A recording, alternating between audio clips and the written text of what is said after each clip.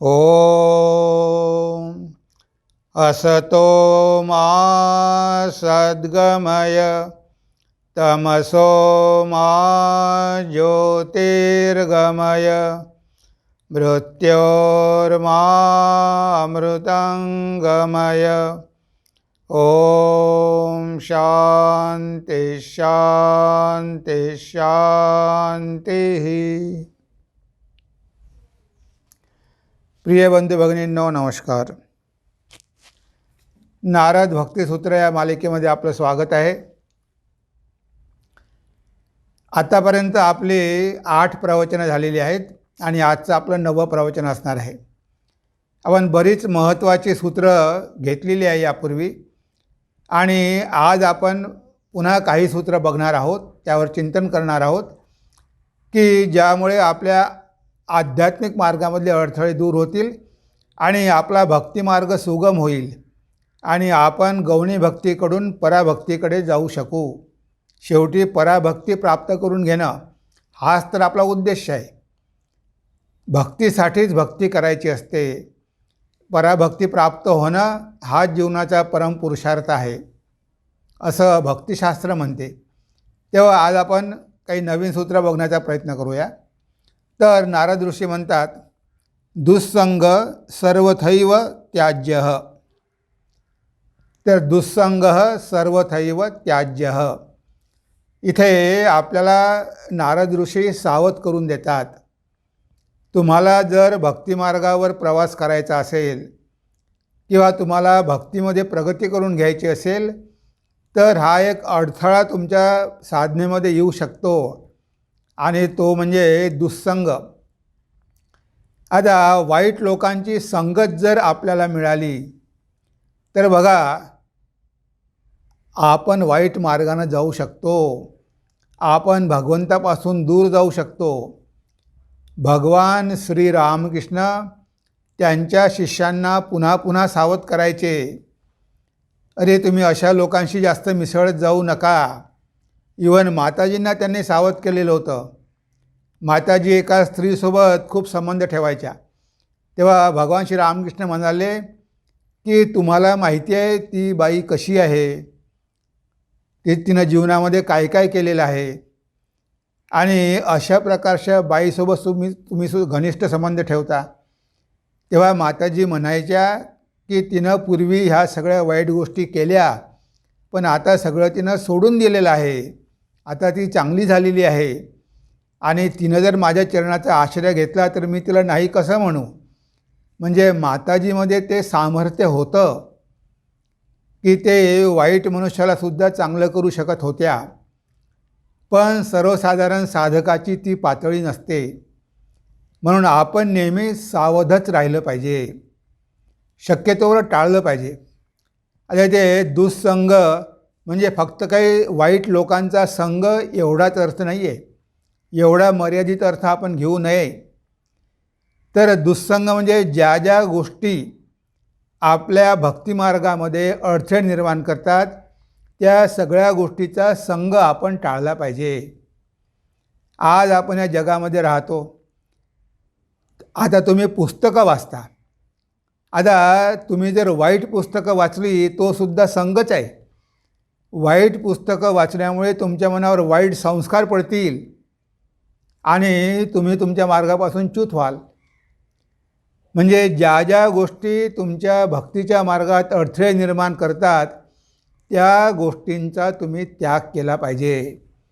मग पुस्तकं असो, सिनेमा असो, मित्र असो, जे काही असो, जे जे काही वाईट आहे, जे जे काही तुम्हाला भगवंतापासून दूर घेऊन जाते, जे जे काही तुम्हाला जास्त भौतिकवादी बनवते, अशा सगळ्या गोष्टींचा आपण त्याग केला पाहिजे। भगवान श्री रामकृष्ण वचनामृतामध्ये भक्तांना हेच सांगतात की अशा लोकांपासून 4 हात दूर राहिलं पाहिजे। तेव्हा एक भक्त म्हणाला की म्हणे तुम्ही म्हणता की सगळ्यामध्येच परमेश्वर आहे। आता सगळ्यामध्ये परमेश्वर आहे, चांगल्या लोकांमध्ये पण आहे, वाईट लोकांमध्ये पण आहे, मग आपण वाईट लोकांचा त्याग कशाला करायचा? त्यांना आपण चांगलं करू शकतो, त्यांना दूर आपण का ठेवायचं? तेव्हा भगवान श्री रामकृष्ण म्हणायचे की ह्या जगामध्ये सगळंच आहे. पाणी आहे, काही पाणी पूजेसाठी वापरतात, काही पाणी पिण्यासाठी वापरतात आणि काही पाणी भांडी धुण्यासाठी वापरतात. आता पाणीच आहे, पण त्याचा उपयोग वेगवेगळ्या प्रकारे केला जातो. तेव्हा इथे या जगामध्ये वाईट पण आहे आणि चांगली लोक पण आहे. तेव्हा वाईट लोकांशी आपण जास्त घनिष्ठता करू नये. त्यांच्यामध्ये भगवंत आहे, तमोगुणी नारायण आहे, तरी त्यांच्यापासून 4 हात लांब राहिलेलंच बरं, कारण ते आपली हानी करू शकतात. आता बघा, आपण बघतो ना, भगवान श्री रामकृष्णांचे वडील क्षुदिराम चट्टोपाध्याय, आता त्या जमीनदाराशी घनिष्ठता ठेवल्यामुळे शेवटी त्यानं कशाप्रकारे त्यांची सगळी जमीन हडप केली. म्हणजे अशा प्रकारचे दुष्ट लोक, त्यांच्याशी जर आपली घनिष्ठता असेल तर ते आपल्याला कधी कधी वाईट गोष्टी करायला लावतील. आपल्यामध्ये तेवढं सामर्थ्य पाहिजे की त्यांनी म्हटलं तरी वाईट गोष्टी करायच्या नाही, म्हणजे त्यांचा आपल्यावरती इन्फ्लुएन्स होऊ द्यायचा नाही, अशा लोकांचा आपल्यावर प्रभाव पडू द्यायचा नाही. पण बरेचदा काय होतं, आपण जर वाईट कंपनीमध्ये राहिलो तर आपल्यावर त्यांचा प्रभाव पडतोच पडतो. आपण कितीही टाळण्याचा प्रयत्न केला तरी ते आपल्याला प्रभावित करतातच करतात. कारण अशा लोकांमध्ये तुम्हाला कन्व्हिन्स करण्याचं खूप सामर्थ्य असतं. ते बरोबर तुम्हाला कन्व्हिन्स करणार. म्हणून कोणत्याही हालतीत आपण त्यांच्यापासून दूरच राहिलं पाहिजे. भगवान श्री रामकृष्ण एक गोष्ट सांगायचे, हे आपल्याला सगळ्यांना माहितीच आहे, ही गोष्ट आपल्या सगळ्यांच्या परिचयाची आहे. एकदा गुरूंनी सांगितलं की सगळ्यामध्ये भगवंत आहे, म्हणून आपण सगळ्यांचा आदर केला पाहिजे, कुणाची घृणा करू नये, कुणालाही इजा करू नये, कुणालाही त्रास देऊ नये, असा उपदेश दिला. आणि तिघंजण शिष्य जंगलामध्ये लाकडं आणायला गेले, कारण त्यावेळेस होमासाठी यज्ञासाठी लाकडं लागायची.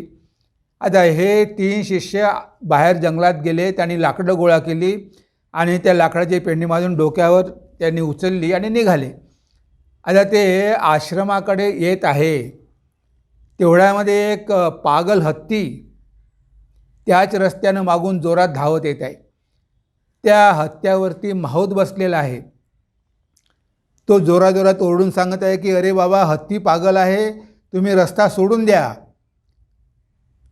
खूप जोरात ओरडून 2-3दा सांगितलं. त्या तिघापैकी 2 जण तर पळून गेले, पण एक मात्र अतिशहाणा होता. तो म्हणाला की गुरुदेवाने सांगितलं की सगळ्यामध्ये भगवंत आहे, मग आता हत्ती नारायण येत आहे तर आपण कशाला पळायचं. तो रस्त्यामध्येच उभा राहिला, हात जोडून त्या हत्तीची स्तुती करू लागला. आता शेवटी तो पागल हत्तीच, त्या हत्याने त्याला सोंडेत धरलं आणि रस्त्याच्या बाजूला फेकून दिलं. आता रस्त्याच्या बाजूला पडलेला आहे, बेशुद्ध पडलेला आहे, रक्तबंबाळ झालेला आहे. अशा वेळेस ते 2 शिष्य आले. त्यांनी त्याला बघितलं. अरे काय अवस्था झाली आपल्या गुरुबंधूची. त्या दोघांनी त्याला उचलून आश्रमामध्ये नेलं.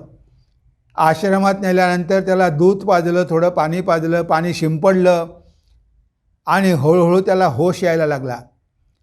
तेव्हा गुरु म्हणाले की अरे म्हणे, हे 2 जण पळून गेले, बेटा तू का नाही पळून गेला, तू तुझ्या प्राणाचं रक्षण का नाही केलं. तेव्हा हा शिष्य म्हणतो की गुरुदेव, सकाळी तुम्हीच आम्हाला सांगितलं की सगळ्यामध्ये भगवंत आहे, सगळ्यांचा सन्मान केला पाहिजे. मग मी बघितलं की हत्ती नारायण येत आहे तर मी कशाला पळू, मी उभा राहिलो. अरे बेटा म्हणे, तू म्हणतो ते ठीक आहे, मी सांगितलं होतं की सगळ्यामध्ये नारायण आहे. आता त्या हत्यावरती माहूत बसलेला होता. तो माहूत जोराजोरामध्ये सांगत होता की अहो पळा, हत्ती पागल आहे.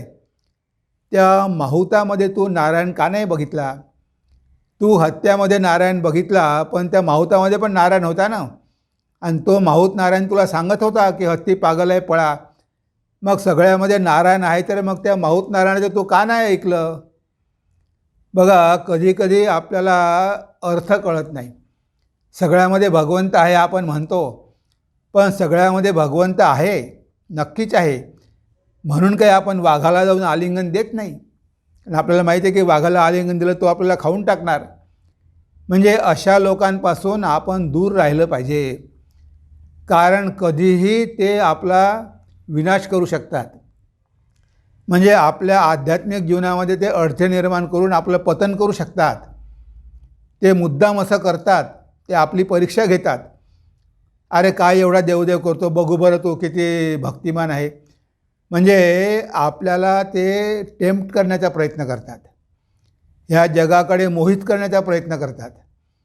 असे कितीतरी तुम्हाला शत्रू मिळेल या जगामध्ये. आपण बघतो तुकाराम महाराज, असे कितीतरी शत्रू होते की त्यांना त्यांच्या मार्गापासून च्यूत करण्यासाठी त्यांनी किती प्रयत्न केले.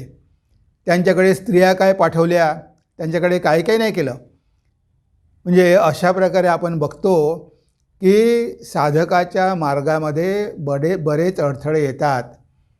म्हणून इथे म्हटलं आहे की साधकाने खूप सावधान राहिलं पाहिजे आणि अशा गोष्टींपासून 4 हात दूर राहिलं पाहिजे. नाही, आपण जर हा विचार केला नाही आणि सगळ्याशीच संगत करत बसलो तर एखाद्या वेळेस ते आपल्याला इन्फ्लुएन्स करू शकतात, प्रभावित करू शकतात आणि आपण आपल्या मार्गापासून दूर जाऊ शकतो. म्हणून नारद ऋषी आपल्याला सावध करून देत आहे की दुःसंग सर्वथैव त्याज्य. म्हणजे अशा वाईट लोकांचा, वाईट गोष्टींचा, वाईट विषयांचा, ह्या जगामध्ये ज्या गोष्टी आहे की ज्या तुमच्या आध्यात्मिक मार्गामध्ये अडथळे निर्माण करतात, अशा गोष्टींपासून दूर राहण्याचा प्रयत्न करा. हेच आपल्याला नारद ऋषींना सांगायचं आहे. त्यानंतर ते म्हणतात, काम क्रोध मोह स्मृतिभ्रंश बुद्धिनाश सर्वनाश कारणत्वात्. इथे काय म्हणतात नारद ऋषी की तुम्ही जर वाईट संग टाळला नाही तर काय होऊ शकतं. तुम्ही वाईट संग टाळला नाही तर तुमच्यामधले विकार वाढू शकतात. तुम्ही जर वाईट संग करत राहिला, तुम्ही जर समजा यूट्यूबवरती वाईट गोष्टी बघत राहिलात, आता तुमच्या आतमध्ये संस्कार आहे, हे सगळे विकार आतमध्ये पडलेले आहे. काम आहे, क्रोध आहे, लोभ आहे, मोह आहे, मद आहे, मत्सर आहे. तर हे सगळे विकार आतमध्ये आहे. तुकाराम महाराज म्हणतात, अंतरे बाहेरे युद्धाचा प्रसंग.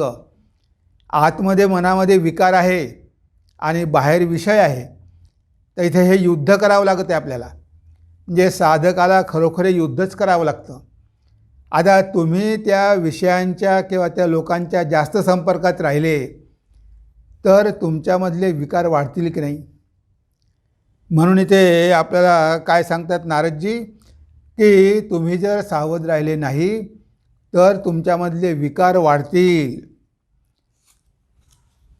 काम क्रोध मोह स्मृतिभ्रंश बुद्धिनाश. तर एवढ्या गोष्टी होऊ शकतात. म्हणजे आपल्या मनामधला काम वाढू शकतो, आपल्या मनामधला क्रोध वाढू शकतो, आपली स्मृतिभ्रंश होऊ शकते. आणि एक्झॅक्टली याच प्रकारे आपल्याला भगवद्गीतेमध्ये 2 श्लोक बघायला मिळतात. तिथे भगवान हेच आपल्याला सांगतात की कशा प्रकारे साधकाचं अधःपतन होतं. जर साधक सावध नसेल आणि तो जर अशा विषयांचा जास्त संग करत असेल तर हळूहळू त्याचं कसं पतन होत जातं. म्हणजे मनुष्याची, साधकाची सायकॉलॉजी, जे मनोविज्ञान आहे ते, म्हणजे कशा प्रकारे मनुष्याचं मन हळूहळू खाली येतं.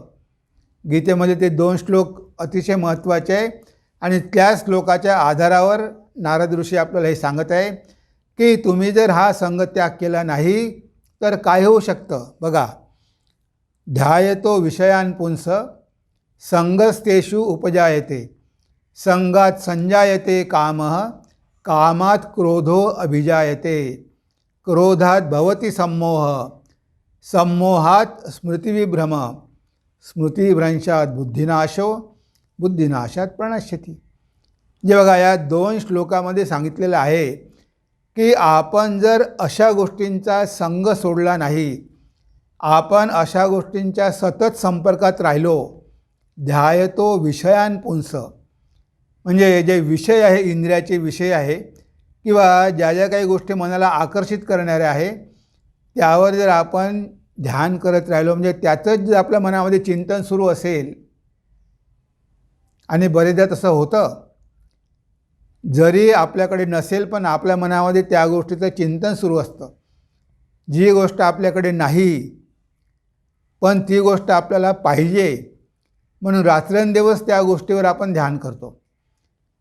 समजा आपल्या शेजाऱ्याकडे जर एखादी चांगली कार असेल तर आपण त्या कारचं चिंतन करतो की आपल्याकडे पण अशी कार आली पाहिजे.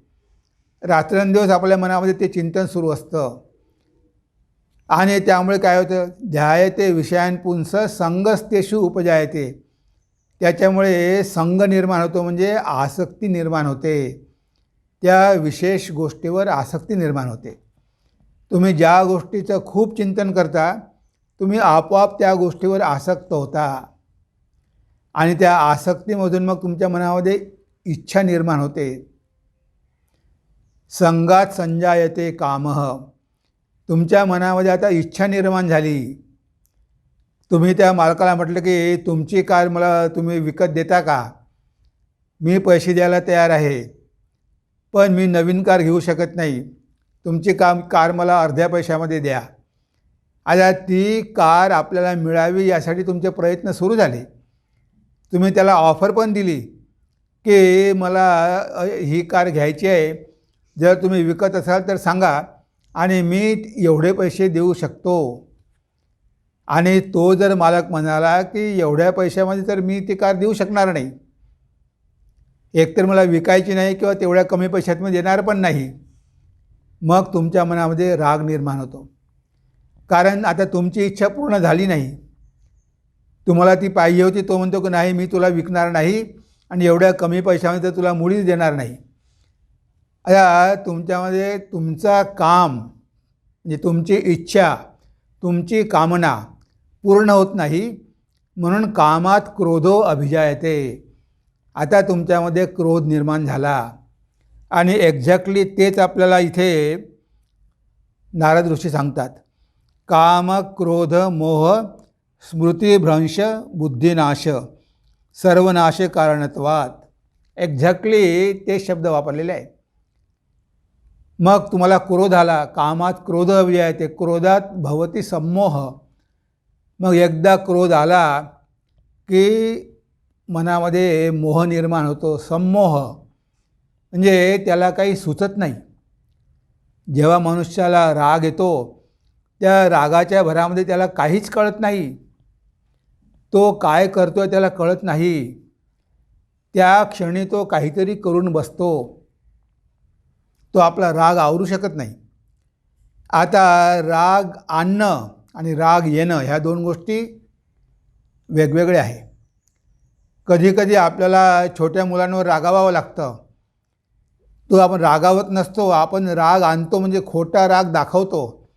आई जेव्हा मुलावर रागावते तेव्हा तिच्या मनामध्ये मुलाविषयी काही द्वेष नसतो, पण मुलानं चांगली वागणूक करावी म्हणून त्याला भीती दाखवण्यासाठी आई रागावते. ती राग आणते, तिला राग येत नाही. पण इथे आपल्याला राग येतो आणि हा राग आल्यानंतर आपण सांभाळू शकत नाही. नंतर आपल्याला पश्चाताप होतो. जेव्हा आपला राग शांत होतो तेव्हा आपल्याला वाटतं की अरे आपण हे काय करून बसलो, आपण त्यावेळेस थोडा विचार करायला पाहिजे होता. काही कारण नसताना आपण उगीचच एवढा राग केला. पण नंतर पश्चाताप होऊन काय उपयोग, जे व्हायचे ते होऊन गेलं.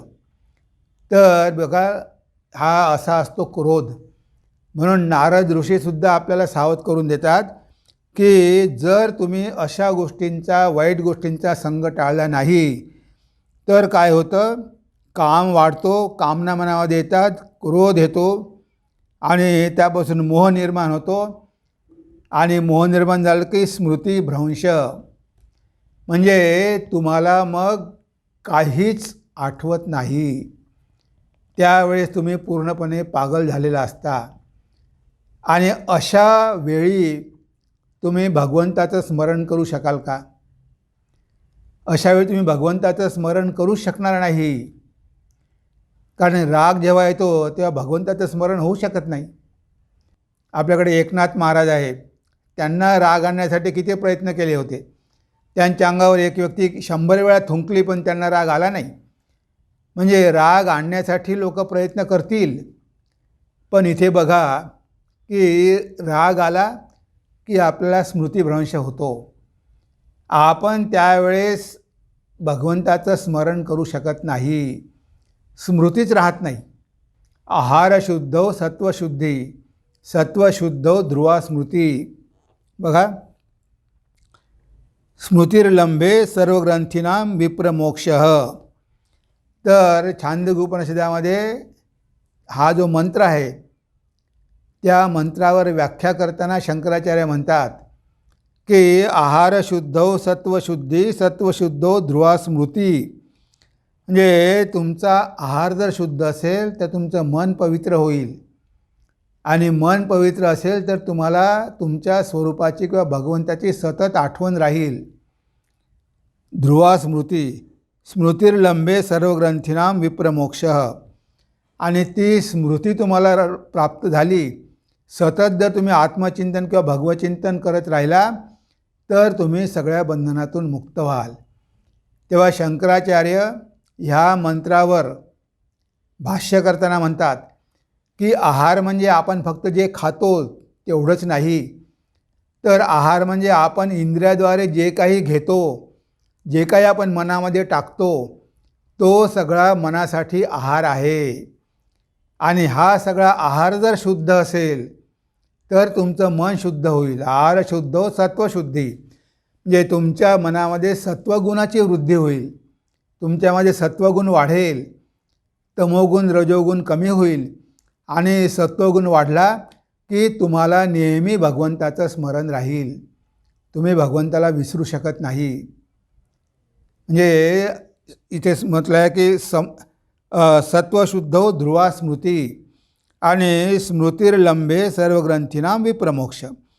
जर तुम्हाला अशा प्रकारे स्मृती लाभली तर सर्व ग्रंथीनाम, म्हणजे जे काही हृदयामध्ये ग्रंथी आहे, गाठी आहे, म्हणजे जे संस्कार आहे, जे वाईट संस्कार आहे, ते सगळे नष्ट होऊन तुम्ही मुक्त व्हाल. म्हणजे इथे आहार म्हणजे फक्त जेवण घ्यायचे नाही, तर आहार म्हणजे इंद्रियाद्वारे जे काही आपण ग्रहण करतो ते सगळं चांगलं पाहिजे, तर आपलं मन सात्विक होईल.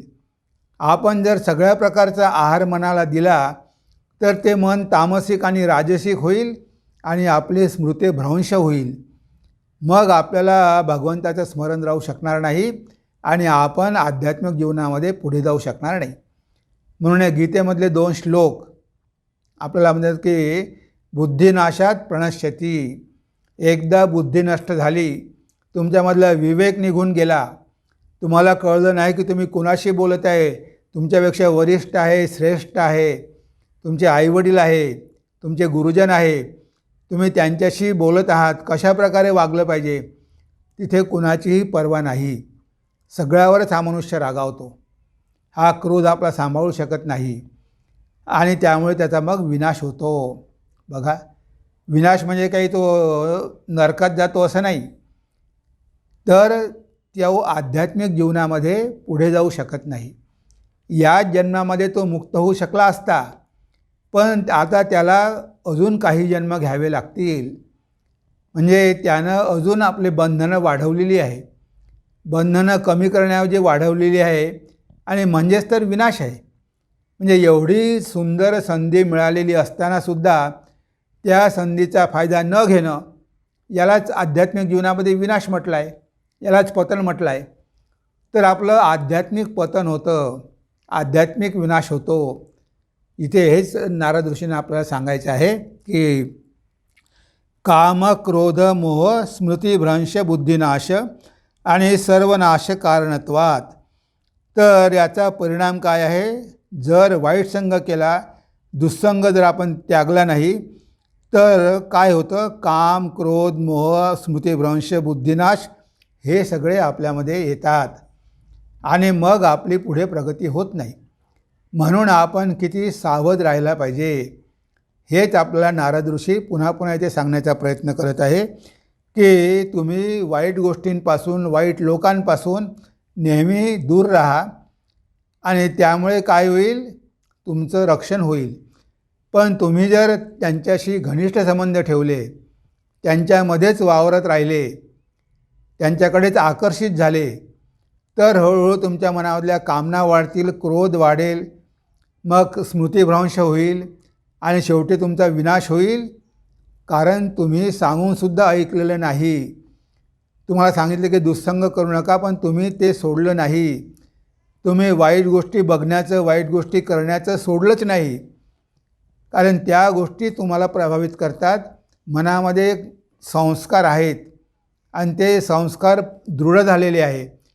त्यामुळे काही केल्या तुम्ही त्या गोष्टी सोडू इच्छित नाही किंवा सोडू शकत नाही असं म्हणा. आणि न सोडू शकल्यामुळे, कारण तुमच्यामध्ये तेवढी इच्छाशक्ती नाही, तुम्हाला माहिती आहे की याचे दुष्परिणाम काय होणार आहे, तरी तुम्ही सोडू शकत नाही. म्हणजेच तुम्ही तुमचा आध्यात्मिक विनाश करून घेत आहात. हे तिथे नारद ऋषी आपल्याला सांगत आहे. त्यानंतरच्या सूत्रामध्ये आहे, तरंगायिता अपिमे संगात समुद्रायन्ते. म्हणजे सुरुवातीला तरंग, जसं पाण्यावर आपण तरंग बघतो ना, पण तरंग छोटे छोटे असतात, बुडबुडे छोटे छोटे असतात. पण त्याकडे जर आपण दुर्लक्ष केलं तर मग काय होतं, ते समुद्राचा आकार घेतं.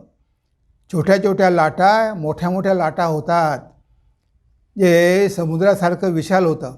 जेव्हा कोणतीही गोष्ट सुरू होत असते, ती सुरू होत असतानाच आपण पूर्णपणे नष्ट केली पाहिजे. आपण दुर्लक्ष केलं, आपण वाढू दिलं. समजा आपल्या घरावर एखादं छोटंसं रोपटं आलेलं आहे, पिंपळाचं झाड उगवलेलं आहे. आता ते छोटंसं आहे, तेव्हा तुम्ही त्याला लगेच काढून टाकू शकता. पण तुम्ही त्याच्याकडे दुर्लक्ष केलं तर राहू द्यानं काय फरक पडतो.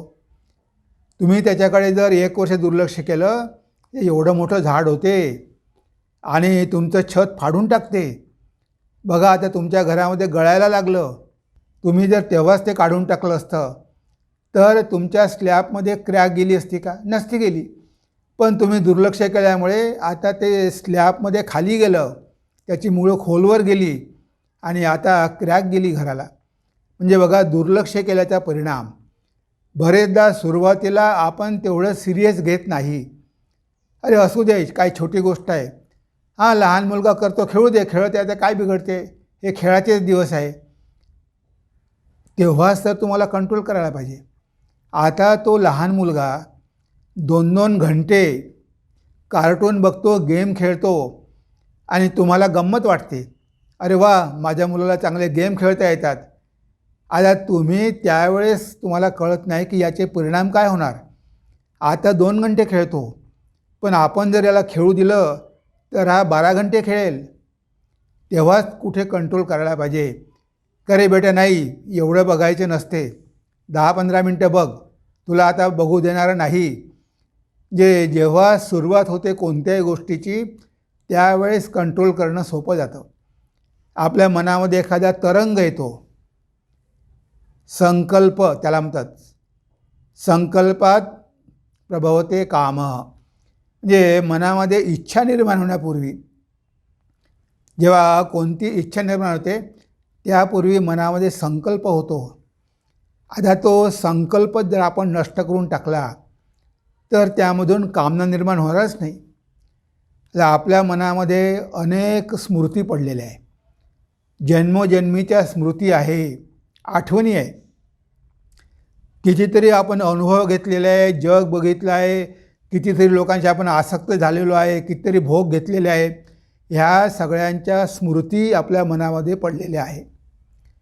आता त्या स्मृती जागृत होतात आणि जेव्हा त्या जागृत होतात तेव्हा त्यांचं रूप म्हणजे रोपट्यासारखं असतं, एकदम छोटं असतं. मनामध्ये फक्त एक संकल्प येतो, एक विचार येतो, पण तो काही तेवढा प्रबळ नसतो. तेव्हाच तुम्ही त्याला दाबून टाकायला पाहिजे. तुम्ही जर त्या विचाराला वाढू दिलं, मनामध्ये संकल्पाला, त्याला तुम्ही खतपाणी दिलं, त्याच्यावर चिंतन केलं तर हळूहळू बघा ती एवढी स्ट्रॉंग डिझायर होईल की मग तुम्ही ते कंट्रोल करू शकणार नाही. तुमच्यामध्ये एखादा वाईट विचार तुमच्यामध्ये आला असेल, तो वाईट विचार आल्याबरोबर त्याला वर येऊ देऊ नका. तो येण्याचा प्रयत्न करेल त्यावेळेस तुम्ही दुसरं काहीतरी घ्या. एखादं चांगलं पुस्तक वाचा, जप करा, कोणाची मैत्री करा, मित्राशी बोला.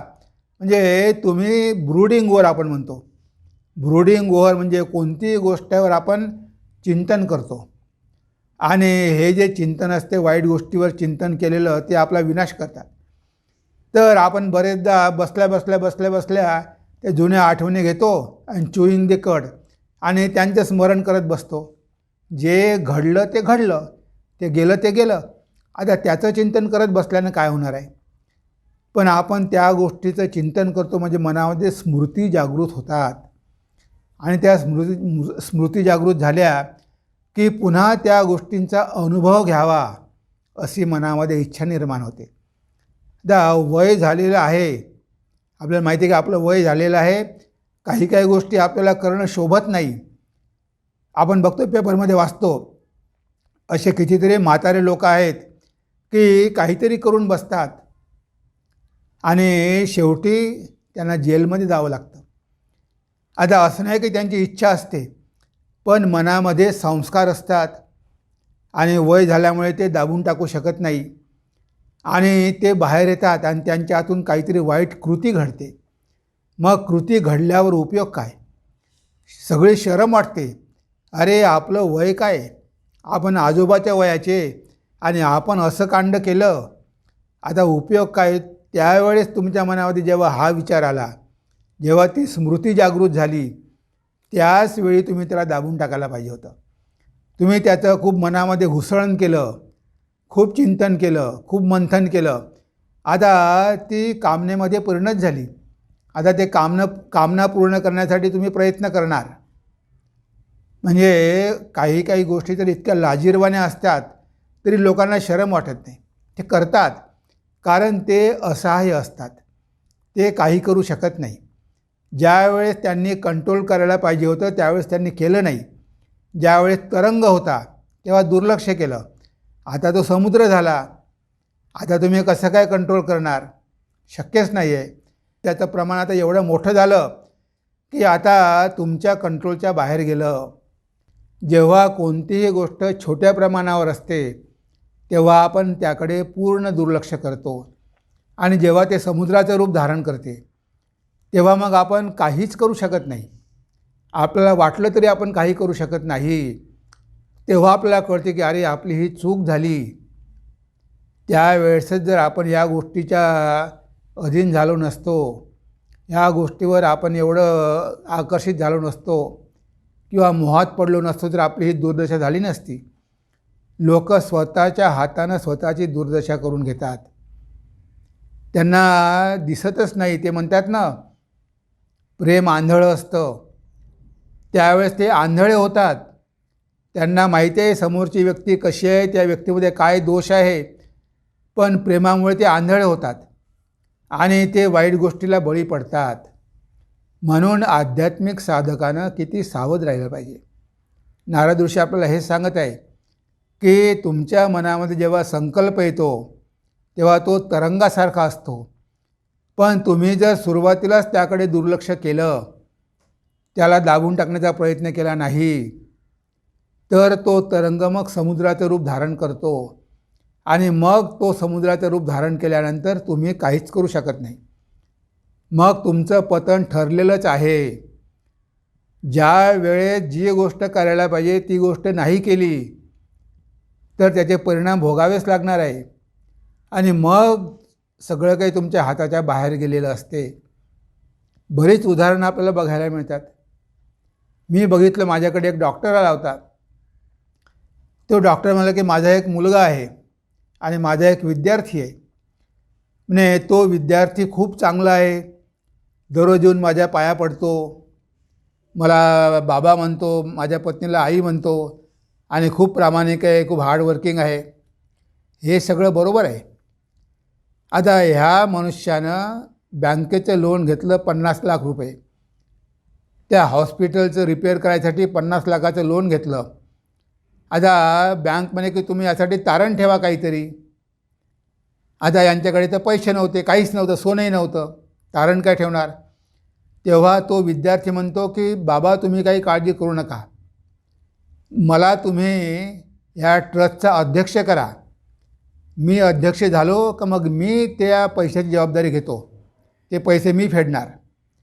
त्यावेळेस ह्या मनुष्यानं विचार केला नाही की याला ह्या कमिटीचं अध्यक्ष करणं किती योग्य राहील. शेवटी विद्यार्थी आहे, यांनी त्याला अध्यक्ष करून घेतलं आणि अध्यक्ष झाल्यावर त्याने सगळ्या कर्जाची जबाबदारी घेतली.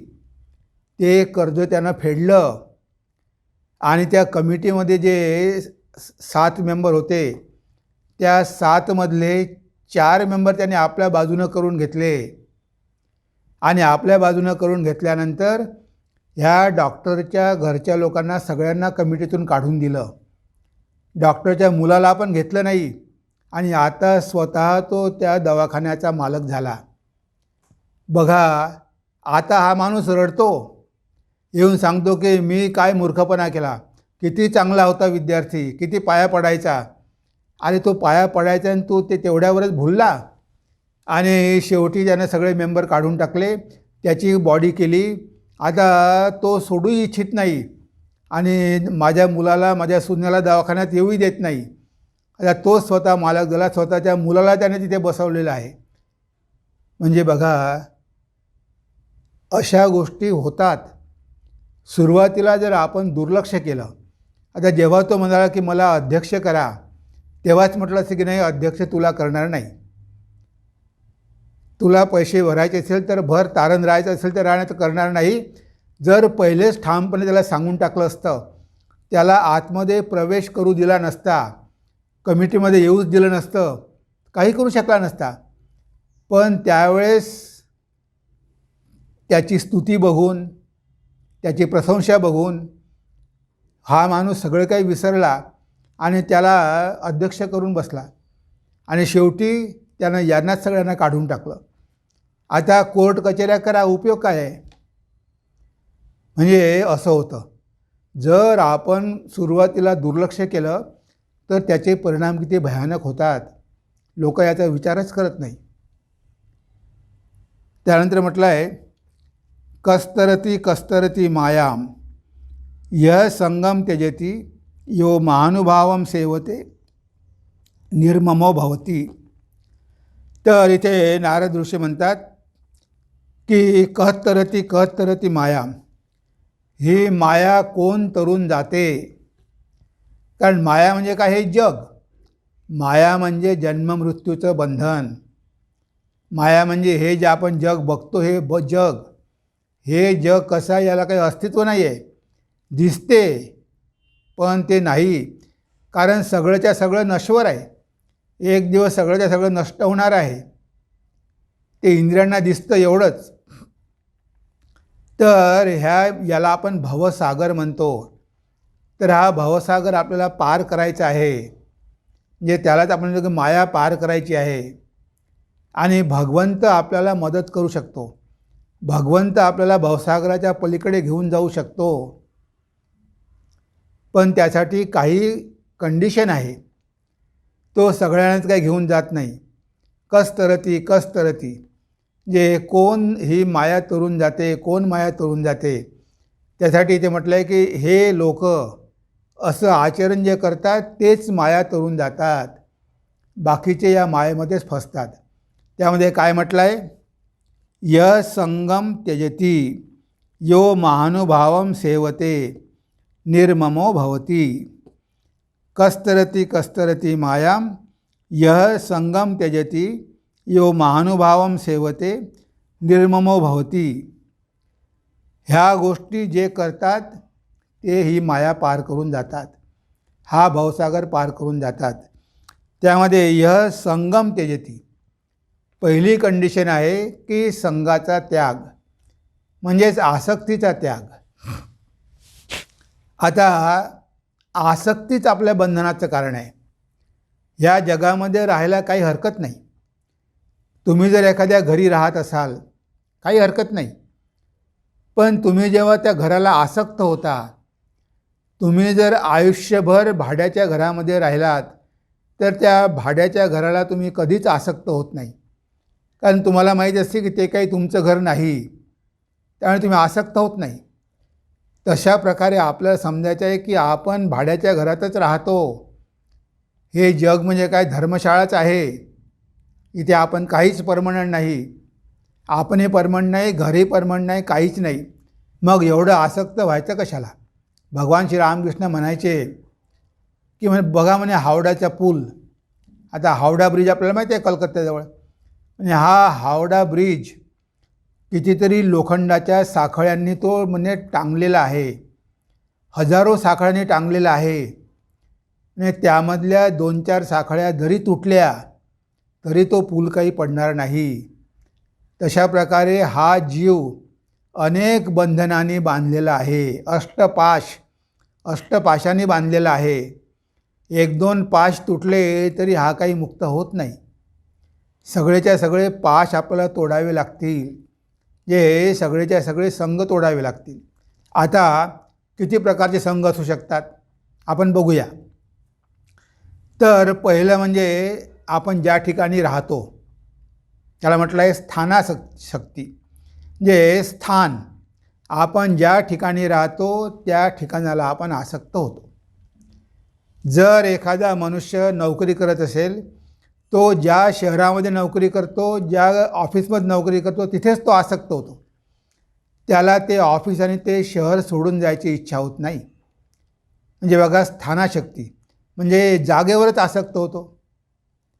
बरेचदा काही काही साधू एखाद्या आश्रमात राहतात आणि बदली झाली की त्यांना फार दुःख होते. त्यांना त्याच ठिकाणी राहण्यामध्ये आनंद वाटतो, कारण ते आता आसक्त झालेले आहे. त्या आश्रमाला ते आसक्त झाले, आता सोडायची इच्छा होत नाही. बघा मनुष्य कसा आसक्त होतो. भगवान श्री रामकृष्ण दक्षिणेश्वरला इतके वर्ष राहिले. एक दिवस मथुरबाबूचा मुलगा त्रैलोक्यनाथ म्हणाला की हृदय पण निघून गेला पाहिजे आणि परमहंस देव पण जाऊ शकतात. आता असं म्हटलं, ठाकूरांना हे कळलं की त्रैलोक्यबाबू म्हणतो की ठाकूर गेले तरी चालेल, मुळीच आसक्ती नाही. ठाकूरांनी आपल्या खांद्यावर टावेल टाकला, लगेच खोली सोडली आणि गेटकडे निघाले. मुळीच आसक्ती नाही. इतके वर्ष राहिले पण आसक्ती मुळीच नाही. तेव्हा त्रैलोक्यबाबू धावत धावत गेले. म्हणे बाबा तुम्ही कुठे चालले? मी तुम्हाला नाही म्हटलं, मी हृदयाला जायला सांगितलं. हो असं आहे का म्हणे. पुन्हा परत आले. त्यांना काही वाईटही वाटलं नाही. म्हणजे जागेवर मुळीच आसक्ती नाही. इतके वर्ष तिथे राहिले पण मुळीच आसक्ती नाही. स्थानासक्ती. मग लोकासक्ती. हे सगळे जे लोक आहे, नातेवाईक आहे किंवा हे सगळे लोक आहेत किंवा स्वर्ग लोक आहे किंवा जे कोणते वरती लोक आहे, स्वर्ग लोकांमध्ये जाण्याची इच्छा वगैरे, तर ही सगळीसुद्धा आसक्तीच आहे. म्हणजे ह्या जगामधल्या लोकांवरती हे माझे लोक आहे, माझे आपले आहे, त्यांच्यावर आसक्त होणं, ही आसक्ती पण सुटत नाही. नोकरी कुठेही असली तरी बरोबर घरी जाणारच आणि म्हणतो की माझ्या घराजवळ माझी ट्रान्सफर केली तर बरं होईल, माझ्या गावाजवळ माझं पोस्टिंग दिलं तर बरं होईल, म्हणजे मला माझ्या घरची शेती बघता येईल, माझ्या मुलाबाळांची काळजी घेता येईल, त्यांचं शिक्षणही होईल आणि नोकरी होईल. म्हणजे बघा सोडू शकतात का आसक्ती? रामकृष्ण मठामध्ये कुठे आसक्ती आहे? आज इथे बदली झाली तर उद्या दुसरीकडे.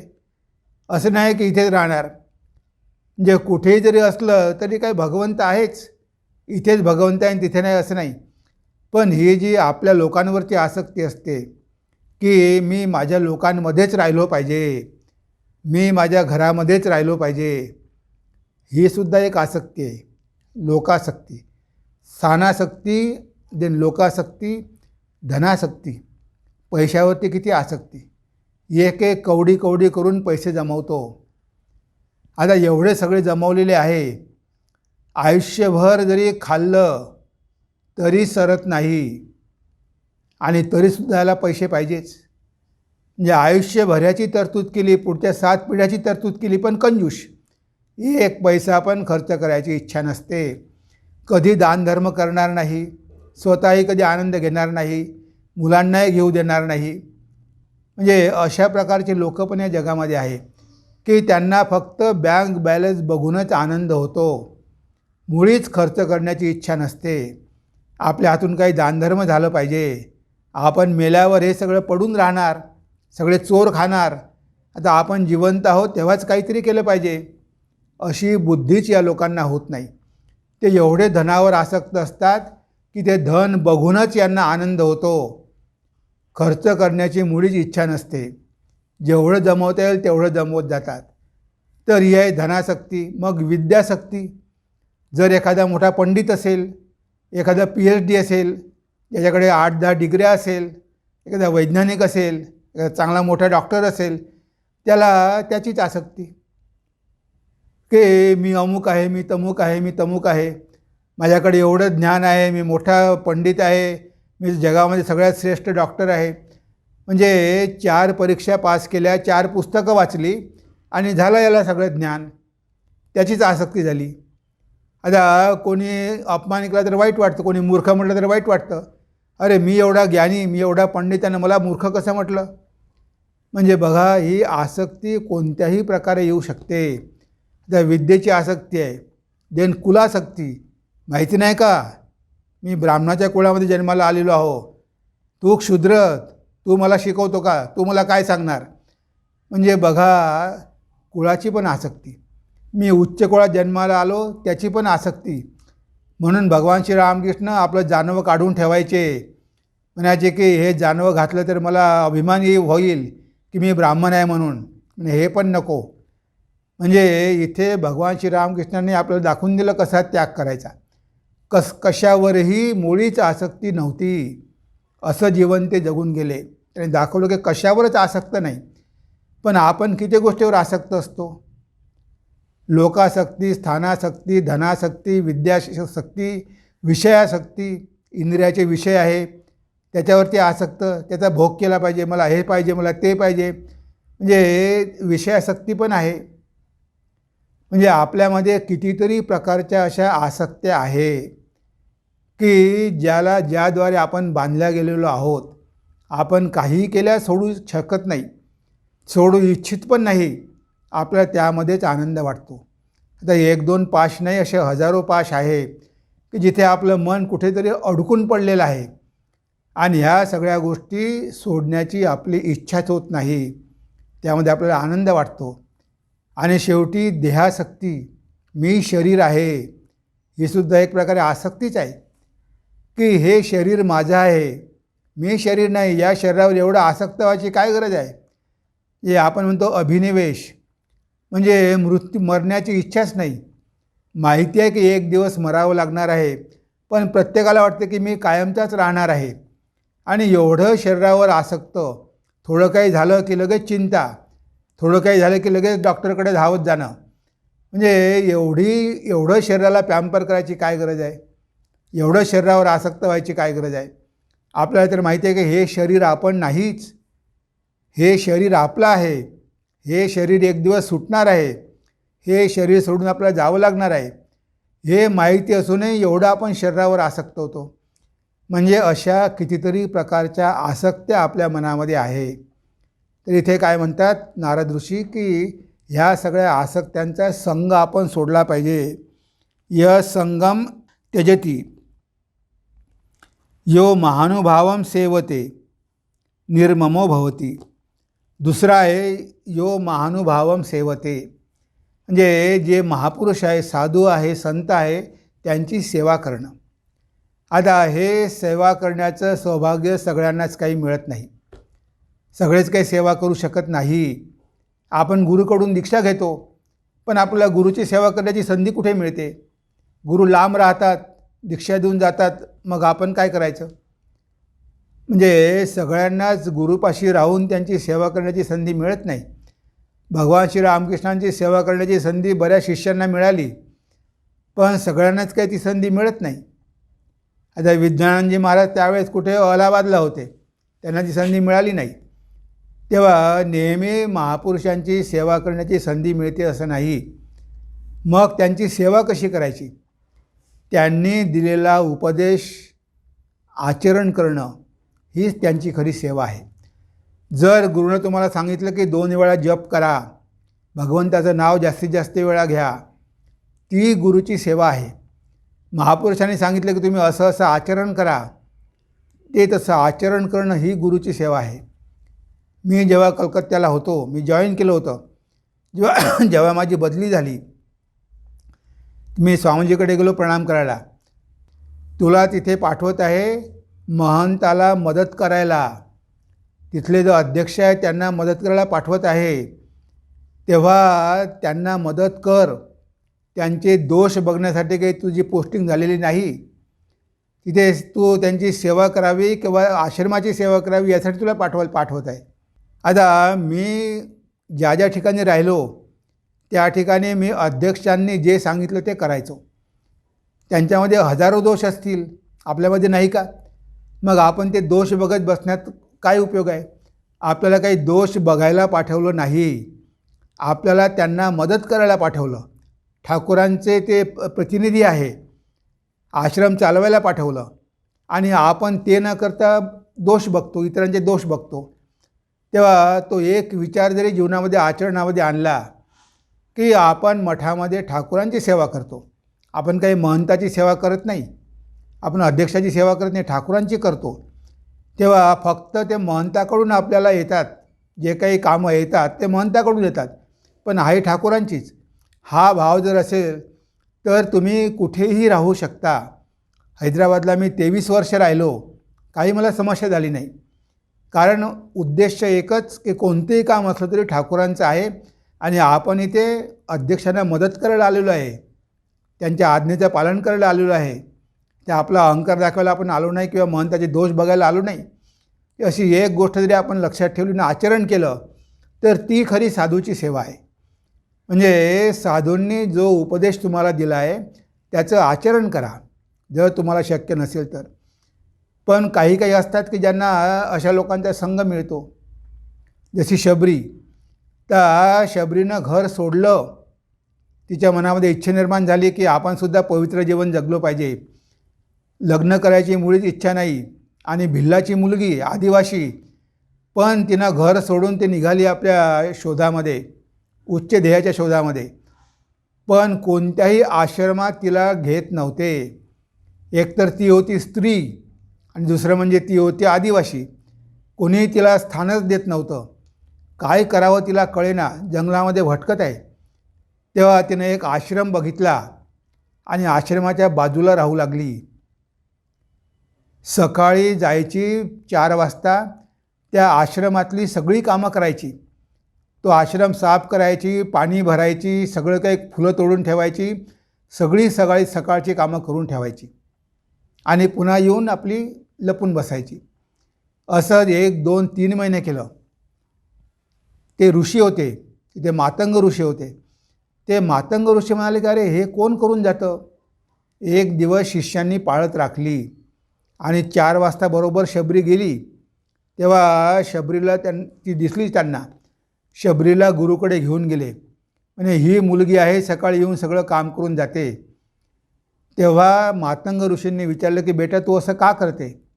तेव्हा तिनं सांगितलं की माझी इच्छा आहे भगवंताचं दर्शन व्हावं, पण मला कोणत्याही आश्रमात स्थानच देत नाही कारण मी स्त्री आहे. मग मी म्हटलं मला कमीत कमी तुमची तरी सेवा करायची संधी मिळाली पाहिजे. मी तुमच्याकडे आले असते, तुम्ही मला सेवा करू दिली असती, म्हणून मी लपून सेवा करत होते. तेव्हा मातंग ऋषी खुश झाले. ते म्हणाले की तू माझी मुलगी आहे, तू आजपासून माझ्या आश्रमातच राहा. आणि सगळ्यांना सांगितलं की ही तुमची बहीण आहे, तुमची गुरु भगिनी आहे, तुम्ही आता हिच्याशी चांगला व्यवहार करत जा, हिची घृणा करू नका. आणि शेवटी सांगितलं ती मातंग ऋषींची खूप सेवा करायला लागली, मन प्राण देऊन सेवा करायला लागली. आणि मातंग ऋषी आता जाणार, शरीर सोडून जाणार. तेव्हा शबरी म्हणते की तुम्ही तर जाणार, माझं काय होईल? तुला काहीही करायची गरज नाही, तुला कुठेही जायची गरज नाही. ह्या आश्रमात राहा आणि भगवान रामचंद्राचं नाव घेत जा. त्यांच्या नावाचा जप कर आणि इथेच राहा. भगवंत स्वतः तुला भेटायला येईल. तुला भगवंताच्या शोधामध्ये कुठेही जायची गरज नाही. आणि तिनं गुरूच्या आज्ञेचं पालन केलं. जिवंत होते तोपर्यंत सेवा केली आणि शेवटी गुरूच्या आज्ञेचं पालन केलं. भगवंताची प्रतीक्षा करत, त्यांचं नामस्मरण करत आयुष्य काढलं. ती तरुण मुलगी म्हातारी झाली आणि शेवटी एक दिवस भगवान रामचंद्र आले आणि शबरीला ती आलिंगन दिलं. बघा, शबरीचं जीवन धन्य होऊन गेलं. तर इथे म्हटलं आहे की महानुभावम सेवते, जे महापुरुषांची सेवा केल्यामुळे तिला शेवटी जीवनाचं ध्येय प्राप्त झालं. कारण तिने मातंग ऋषींची सेवा केली. ती भाग्यवान होती, तिला सेवा करण्याची संधी मिळाली. आणि शेवटी आहे निर्ममो भवती, मनातला सगळा मोह निर्मम म्हणजे माझं, हे माझं, ते माझं, ते माझं, हे माझं, ते परकं, हा जो भाव आहे तो पूर्णपणे निघून गेला पाहिजे. माताजी म्हणायच्या, whole world is your own, हे सगळं जग तुमचं आहे, इथे कुणीही परकं नाही. माताजींनी सांगून ठेवलं आहे की whole world is your own, no one is a stranger my child. तेव्हा ह्या सगळ्यांना तुमचे स्वतःचे समजा, इथे कोणीच परकं नाही. जर तुम्हाला शांती पाहिजे असेल तर कुणाचेही दोष बघू नका. If you want peace of mind, do not find fault with others, rather see your own faults, learn to make the whole world your own, no one is a stranger my child, the whole world is your own. तेव्हा कुणाची दोष बघू नका, कारण हे जग तुमचंच आहे, इथे कोणीही परकं नाही.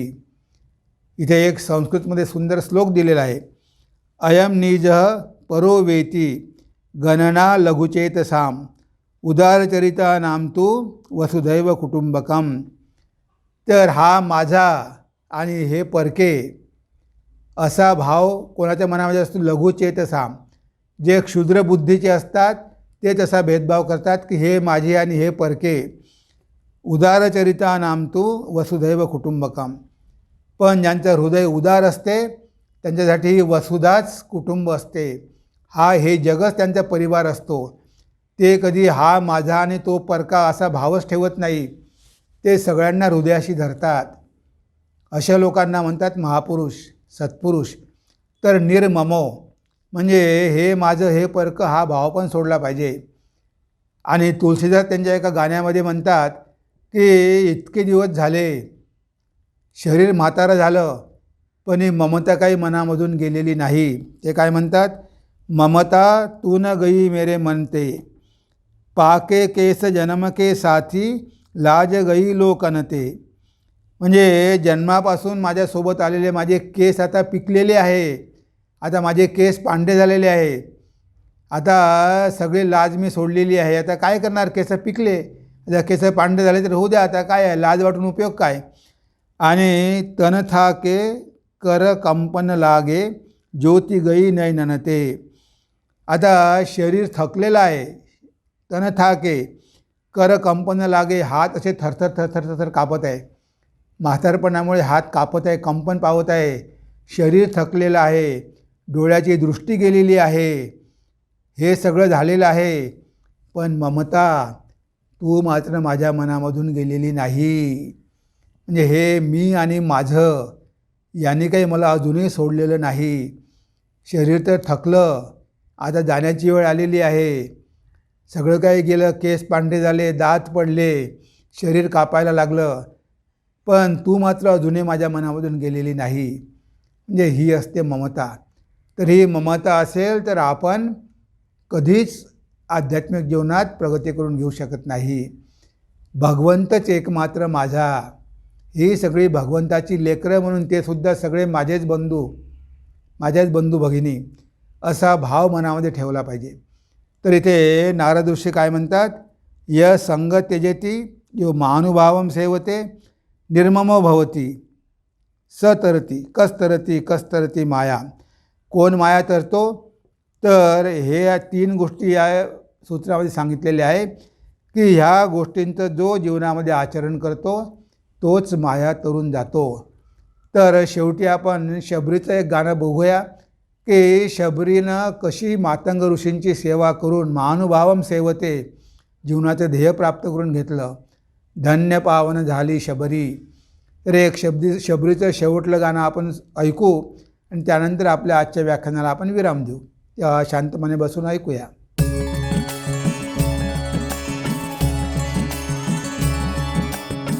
धन्य पावन झाली शबरी, धन्य पावन झाली शबरी, रघुपती आले तिच्या दारी, रघुपती आले तिच्या दारी.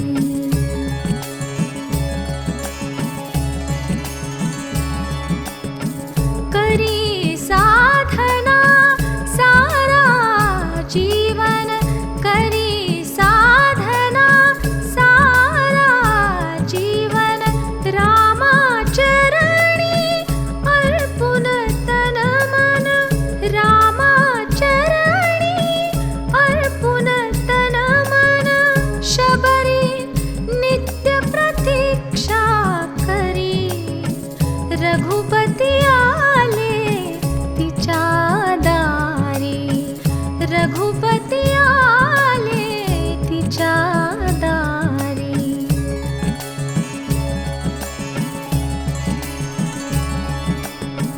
गंध फुलांच्या माळा घेऊन नैवेद्यास्तव बोरे देऊन, गंध फुलांच्या माळा घेऊन नैवेद्यास्तव बोरे देऊन, श्रीरामाती वंदन करी, रघुपती आले तिच्या दारी, रघुपती आले तिच्या दारी.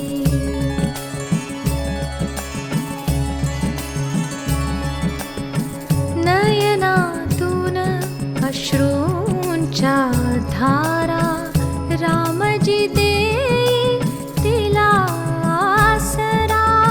नयनातून अश्रूंच्या धारा, रामजी देई तिला आसरा. प्रभु चरणाला शबरी धरी, प्रभु चरणाला शबरी धरी, रघुपती आले तिच्या दारी, रघुपती आले तिच्या दारी.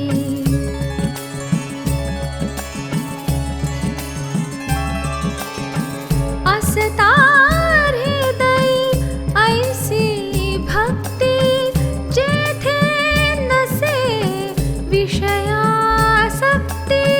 असता हृदयी ऐसी भक्ती, जेथे नसे विषयासक्ती.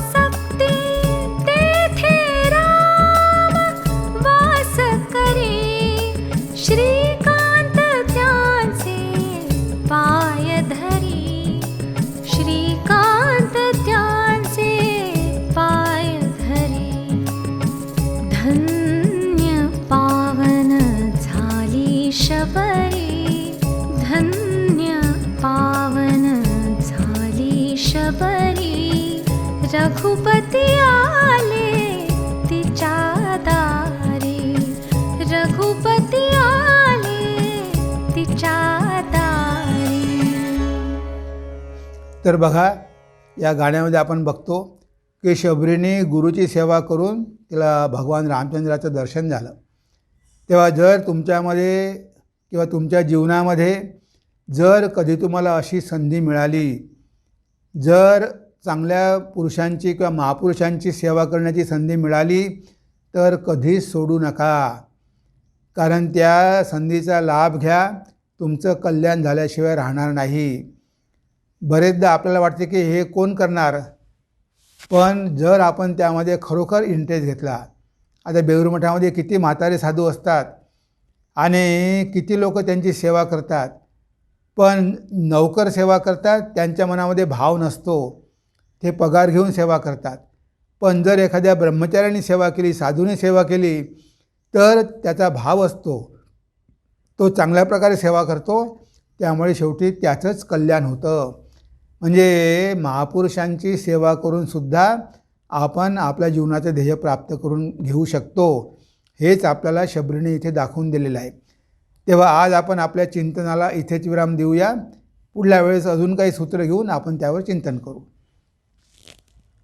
ओम सर्वे भवन्तु सुखिनः, सर्वे सन्तु निरामया, सर्वे भद्राणि पश्यन्तु, मा कश्चित् दुःखभाग् भवेत्, मा कश्चित् दुःखभाग् भवेत्. ओम शांति शांति शांति. हरि ओम तत्सत्. श्रीरामकृष्णार्पणमस्तु.